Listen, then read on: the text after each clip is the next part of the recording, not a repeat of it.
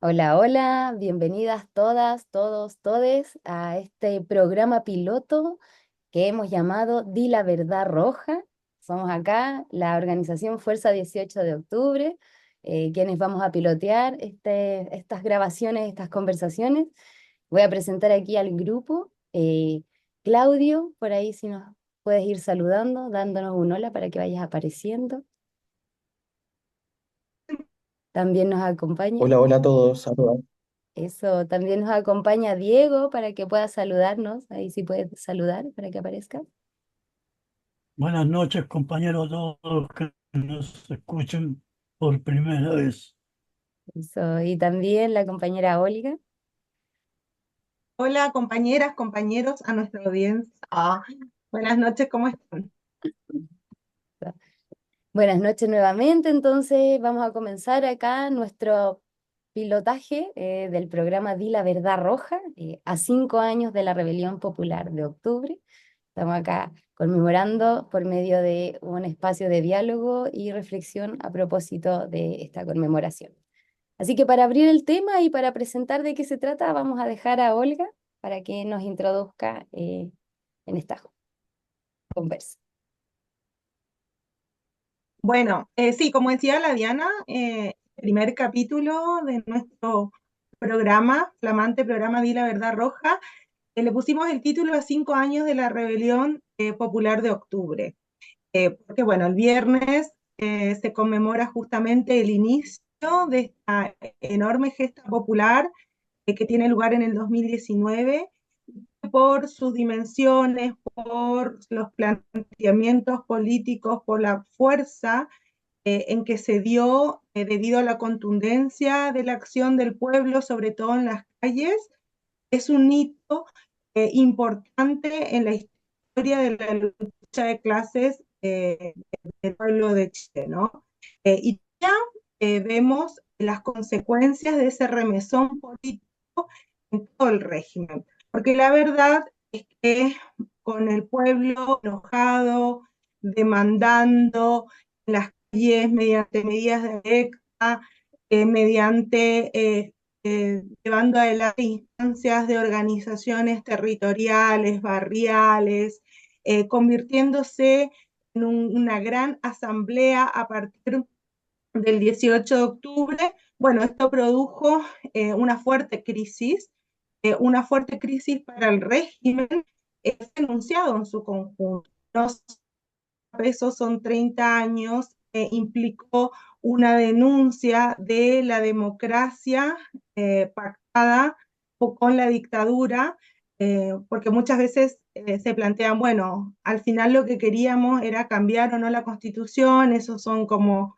debates que se dieron en el momento y también se siguen dando hasta hoy. Pero bueno, cuando vamos a esa denuncia fuerte de no son 30 pesos, son 30 años, lo que estamos viendo es una impugnación popular de la democracia pactada con los milicos, de ese régimen político heredado de la dictadura militar, con todo lo que eso implicó, o sea, la denuncia de la privación de los derechos elementales. Estamos hablando de una denuncia de la privatización de la salud, de la educación, del régimen de previsión social, que se traducían en demandas concretas por esos días.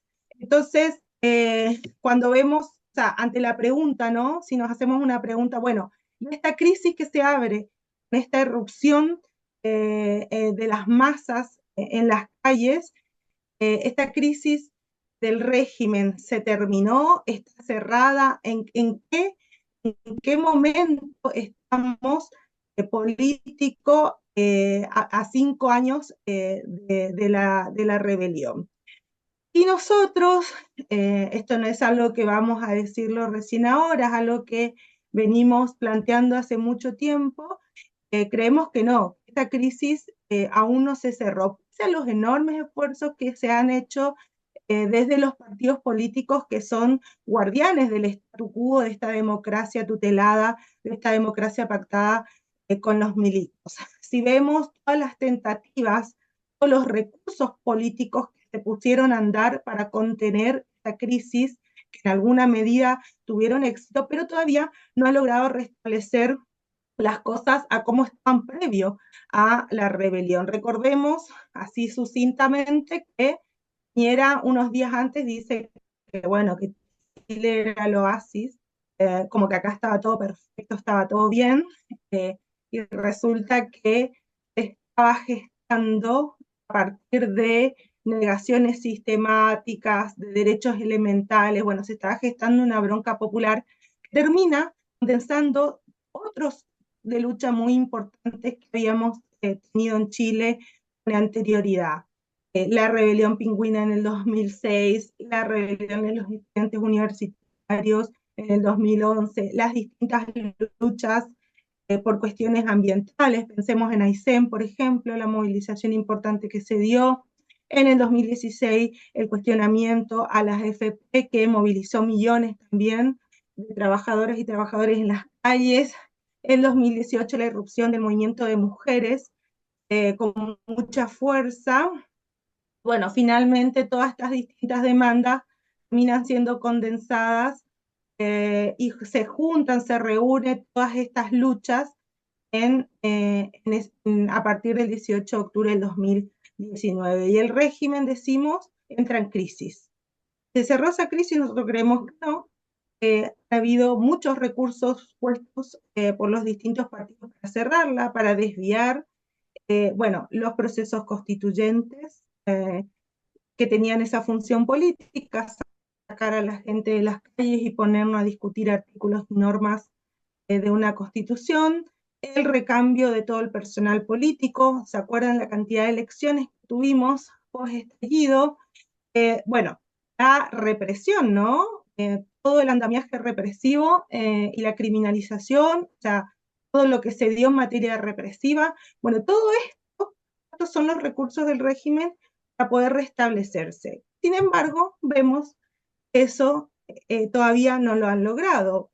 Reflejo de ello es volver a instaurar, por ejemplo, el voto obligatorio, porque ellos necesitan volver a dotarse de la legitimidad que perdieron hace tiempo, que viene siendo cuestionada desde el pueblo, desde los trabajadores, las trabajadoras, y están intentando, mediante este tipo de mecanismos, por ejemplo, dotarse de la legitimidad que han perdido. Estamos a puertas de una nueva elección, donde lo que prima es la apatía y además estamos asistiendo al espectáculo de una corrupción que atraviesa todos los sectores políticos que gobernaron antes o gobiernan ahora el país. Bueno, frente a eso, apelar a la obligatoriedad del voto como otra herramienta más para apuntalar un régimen que viene tambaleando hace poco, pero principalmente a partir de la rebelión que se inicia el 18 de octubre del 2019. Me callo acá porque a ver cómo hacemos con los compañeros. Gracias, Olga, ahí por la presentación de ese tema. Y a propósito de eso y todo lo que traes y recapitulas, entonces, a 5 años, ¿qué función política cumple la llegada de Boric a la moneda, ¿no? ¿Cómo representa este gobierno una síntesis de las demandas y las luchas de ese periodo, o más bien viene a contenerlas? Ahí, quien abra el micrófono.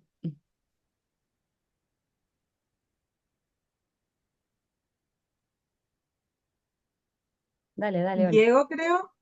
No Oh, me parece. Diego, Ah, es que no veo, digamos, dónde, ahí te dónde, escuchamos. sí, se se escucha. escucha y no se, ya, se escucha y no se ve la imagen. Bueno, eh, en general, compañera, yo creo que el análisis está casi completo con lo que dice la compañera Olga. A mí me gustaría, sí, recordar, a mi juicio, que, digamos, el instrumento más potente para, digamos, aquietar y paralizar la lucha de las masas fue el llamado a una nueva constitución.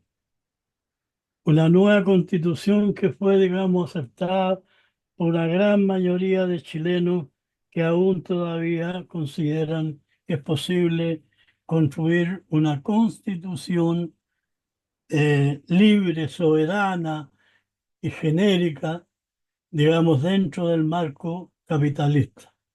Eso era imposible, ha sido imposible siempre.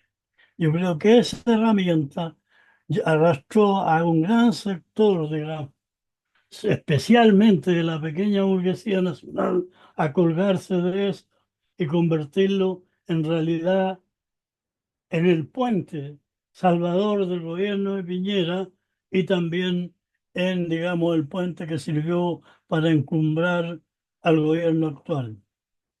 Aprovechando su oportunismo, Boris corrió a firmar el acta por la paz. Voy a dejarlo hasta ahí porque seguramente los compañeros también quieren opinar sobre este asunto.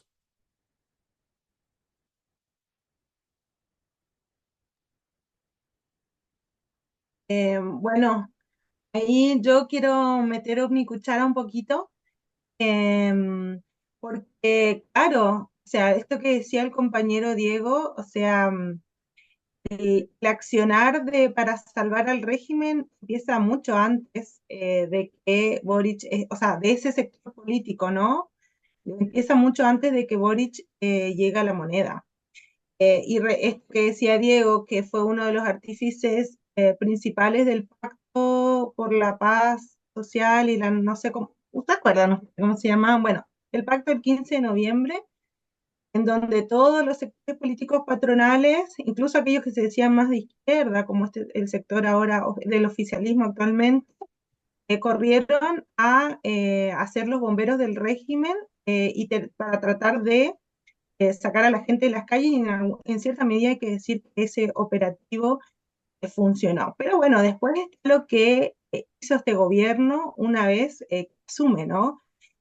Obviamente no es la síntesis de todas las demandas, eh, primero porque es un actor del sistema, o sea, toda esta generación se la conoce a partir de las protestas estudiantiles del 2011, ya venía siendo parte del sistema político guardián del statu quo, porque ellos no son unos aparecidos recién, no es que directamente pasan de las calles a la moneda, desde su lugar de oposición también jugaron un factor de contención, eh, y esto se notó fundamentalmente en las gestiones que hizo este sector político, en el rostro, en la cara de Gabriel Boric para llegar hasta el pacto del 15 de noviembre, ¿no? O sea, de bomberos del régimen. Bueno, después su actuación ya en el gobierno, que ahí tenemos un montón de cosas para decir, porque ya 2 años, más de 2 años de gobierno, está claro estamos frente a un gobierno de continuidad. Y esto es una caracterización que se confirmó finalmente.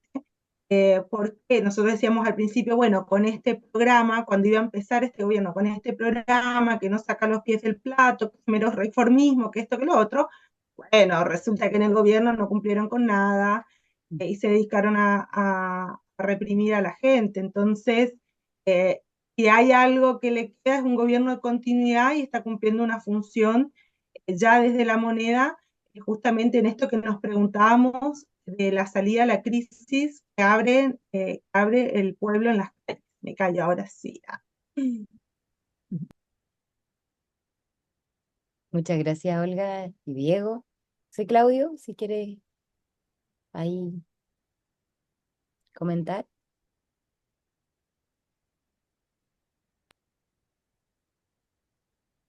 Aquí, sí, bueno, la pregunta era si el gobierno viene a resolver las demandas que habíamos sacado a las calles el 18 de octubre o viene a contener, ¿verdad? Eh, yo creo que ahí hay un punto muy importante en que, bueno, lo decía la compañera Olga, su rol de contención no empezó cuando asume este gobierno, sino que ya había un accionar desde la oposición en contener y descomprimir la movilización popular. Y es lo que se ha dedicado a hacer este gobierno en lo que lleva de mandato. Desmovilizar, desorganizar, hacer mucha retórica, levantar algunas banderas que parecieran justas, pero es casi como el meme, ¿no? Como ese meme, mira, no tengo ninguna expectativa y aún así logras desilusionarme. Eso es el gobierno de Gabriel Boric. Sí, parece risa, pero decir que nosotros lo dijimos desde un principio, si bien en su momento esta fuerza llama a votar por Gabriel Boric, dijimos desde un principio, votamos por él para no darle nuestro voto a la derecha más reaccionaria y sin ninguna expectativa, porque sabíamos cuál era su rol desde un principio. Y él lo ha confirmado. O sea, con la decisión política de incluir a la exconcertación en su gobierno, con todas las leyes que ya vamos a estar hablando un poco de eso, pero de las leyes represivas, las leyes que habilitan el gatillo fácil, el perdonazo a la EXAPRE, la suba de los servicios básicos, entre ellos la luz, afectando directamente el bolsillo de los trabajadores y trabajadoras. Todo el tiempo lo que se ha dedicado es un ataque en regla a la población trabajadora mientras se dedica a contener por medio de la retórica, de decir la retórica, diría yo, a precio cero, a precio de huevo. Bueno, y ahí aprovecho de ¿Eh? preguntarte, Claudio, igual ahí sobre estos recursos o estos aparatos como para fortalecer la represión. ¿Cómo hay, qué nos podéis contar de eso respecto igual a lo que hemos ido analizando también como grupo? Sí, mira, allí un poco lo que ya adelantaba Olga. Primero decir que lo que se busca es justamente una salida represiva de la crisis. Nosotros decíamos, bueno, la crisis no está cerrada. ¿Cómo la cerramos? Con represión. Pero no es tan simple, ¿no? Porque hay todo un sector que vota con mucha expectativa a este gobierno. Por lo tanto, ¿cómo darle legitimidad a una salida represiva de la crisis? Por medio del discurso pro seguridad. O sea, implantar, poner sobre la mesa y en agenda todo el tiempo el discurso de seguridad es lo que le da legitimidad a este gobierno y lo que habilita a que, por ejemplo, tengamos un aumento del presupuesto a los pagos. Y eso lo estamos viendo todo el tiempo en la televisión, en los medios de comunicación, de cómo se va eh, aumentando la espalda del aparato represivo del Estado. Y llama la atención porque se habilita esta acción, este traspaso de recursos del Estado a estas fuerzas represivas diciendo, bueno, es para eh, acciones de seguridad. Y ahí no tenemos que preguntar nosotros, ya lo habíamos conversado, ¿qué es seguridad para nosotros los trabajadores y trabajadoras? Seguridad para nosotros es acceso a la vivienda, seguridad para nosotros es acceso a la salud, acceso a la educación, es decir, todas aquellas demandas que han quedado sin respuesta pero que fueron puestas sobre la mesa por la rebelión de octubre. También, por un lado, el traspaso de recursos a las fuerzas represivas, pero también las leyes, esa habilitación jurídica que hoy día tienen estas mismas fuerzas para hacer libremente lo que conocemos como la ley Nair Retamal. El nombre bonito sería Ley de Legítima Defensa de Funcionarios Policiales. Básicamente lo que tenemos ahí es la libre acción de los pacos y el gatillo fácil. Y en este gobierno, que se decía gobierno progresista, o sea, para que vayamos sopesando y poniendo en balance lo que significa el gobierno de Gabriel Boric. Y estas mismas fuerzas que vienen a cuidar de nuestra seguridad, nosotros tenemos que recordar, ha sido Yáñez el que ya ha transcurrido algo así, más de la mitad de este gobierno, no fue nunca dado de baja, hace poquito tenemos su salida, es quien está vinculado en caso de violaciones de derechos humanos, en el contexto de la revuelta de octubre. Por lo tanto, ¿cómo esta fuerza podría proveer a la población, al trabajador y a las trabajadoras de seguridad? Es esta misma fuerza. Yo quiero sacar aquí del baúl del recuerdo el Paco Gate, que significa un desfalco de 30.000 millones de pesos. Por lo tanto, podemos confiar en que estas fuerzas van a realmente, su función es darnos seguridad. Hablemos un poquito de la API, solamente también para sacar el valor de los recuerdos. El exdirector de la API, Sergio Muñoz, recordar que es dado de baja producto del traspaso de información a Luis Hermosilla.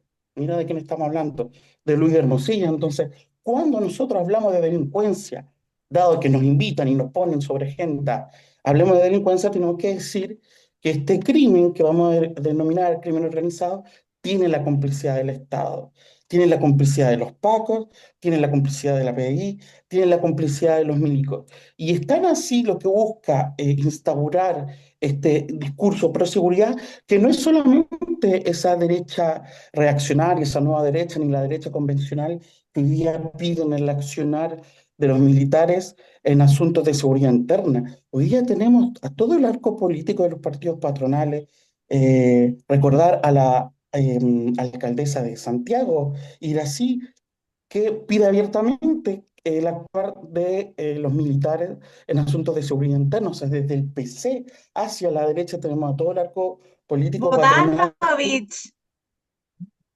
Perdón, compañero. Bodanovich también, que es un presidenciable. Imagínate. Impresionante. Entonces llegamos a tal punto de este gobierno muy, entre comillas, progresista, que es lo que busca hacer con poner este discurso pro seguridad todo el tiempo, es estas acciones, ¿no?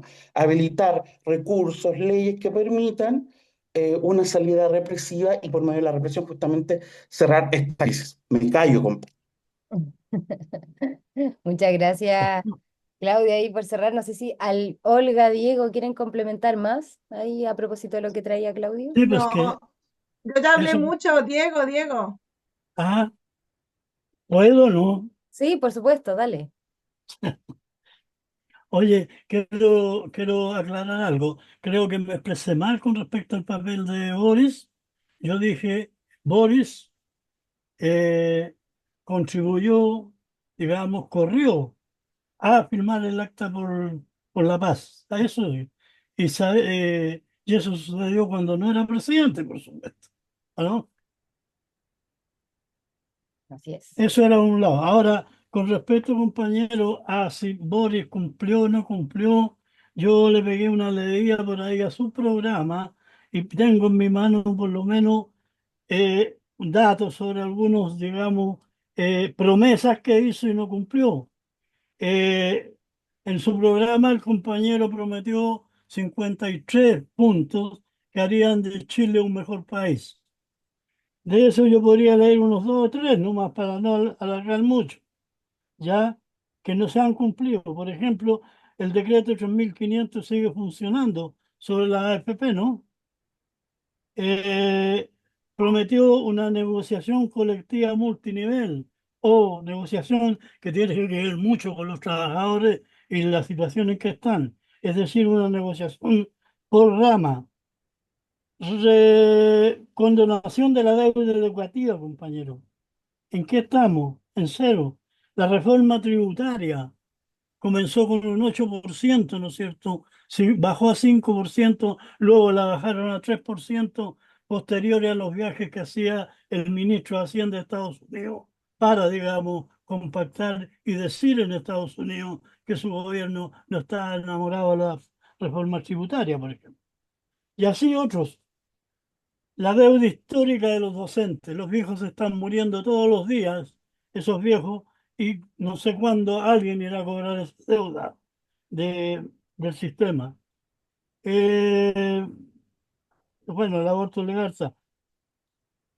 La ley de pesca, esa trama, digamos, corrupta que dejó solamente un perjudicado, que fue un senador que lo quemaron en la pira para salvar a todos los otros. Y así, pues, compañeros, o sea, no hay que buscar mucho para saber que Boris fue un humo que pasó por este país sin cumplir con nada.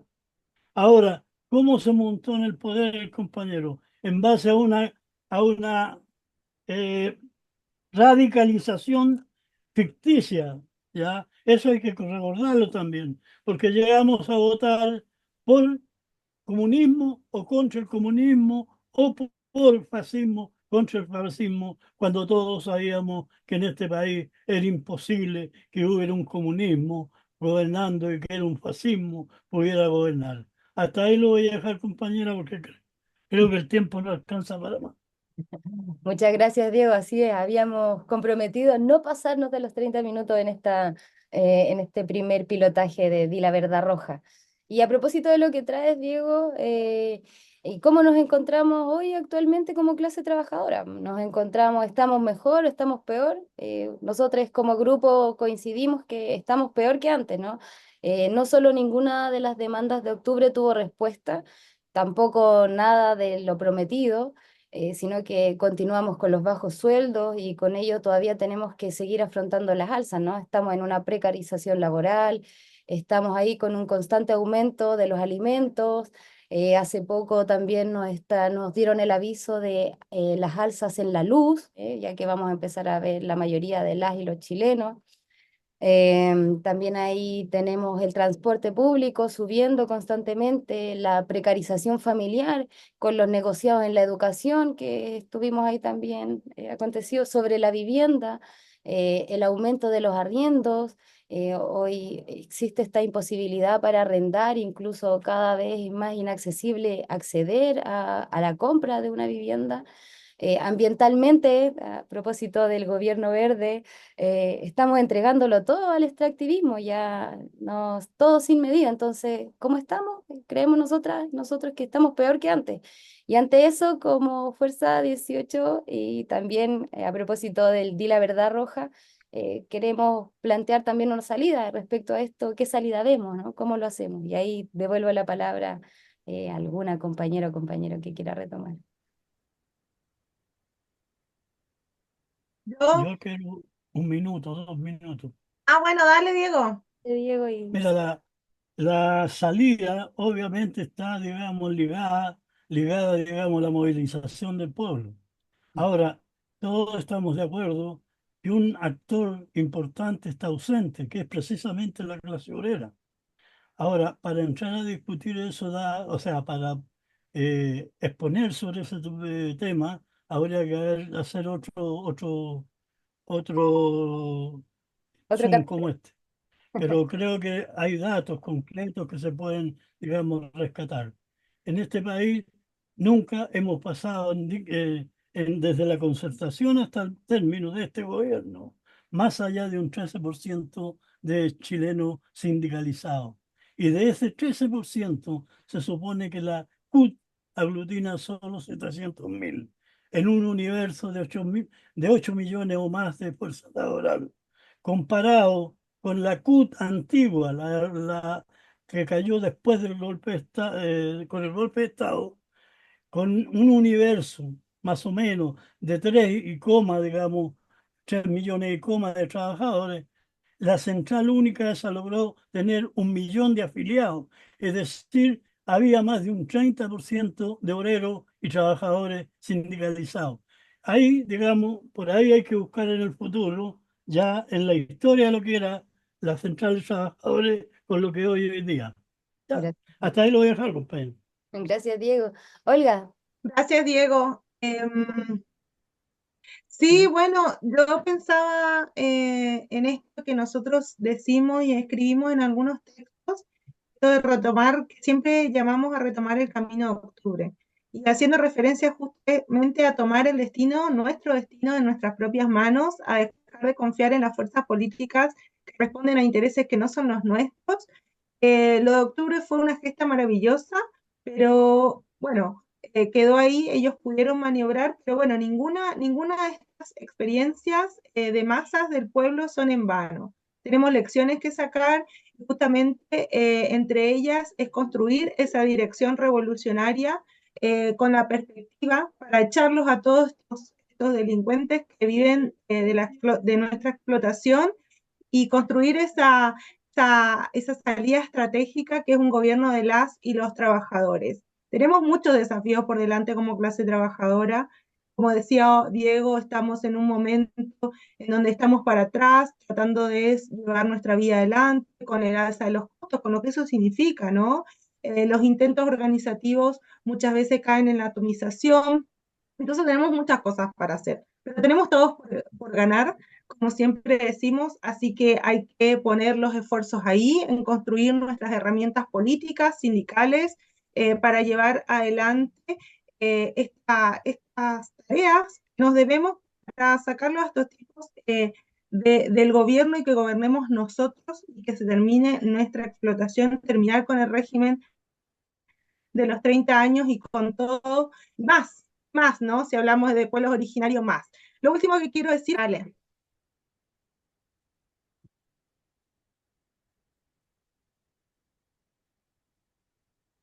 Bueno, lo último que quiero traer acá es las convocatorias que hay para movilizar el próximo viernes, que es el 5.º aniversario de lo que nos convoca hoy a la conversación. Está, por un lado, una convocatoria para el frente al Metro Universidad de Chile, ahí en Santiago Centro, a las 18:30 horas. Después, otra convocatoria que nosotros queremos difundir como organización, es la convocatoria en la población La Victoria. Va a ser una marcha a las 19:30 horas entre las calles 1 de Mayo con Carlos Marx. Échate esos nombrecitos de las calles. Así que bueno, nosotros vamos a estar ahí haciendo fuerza con los vecinos y vecinas de la población La Victoria. Pero bueno, invitamos, imagino que deben haber muchas más en todo el país. Nosotros traemos esta colación y bueno, invitamos ese día a todo el mundo a sumarse, a la que le quede más cerca, a la que le quede más conveniente. Vayan y se cuiden mucho y que bueno, nos vemos en las calles, compañeras y compañeros. Eso. Muchas gracias compañeras, compañeros por este primer pilotaje de Di la Verdad Roja. Esperamos ahí volver a encontrarnos en otras oportunidades de diálogo, conversación y quizás ahí con otras personas invitadas y otros temas. Así que nos vemos en las calles, compañeras, compañeros, muchas gracias por este tiempito. Ahí, abrazos. ¡Chao! Chao. Nos vemos.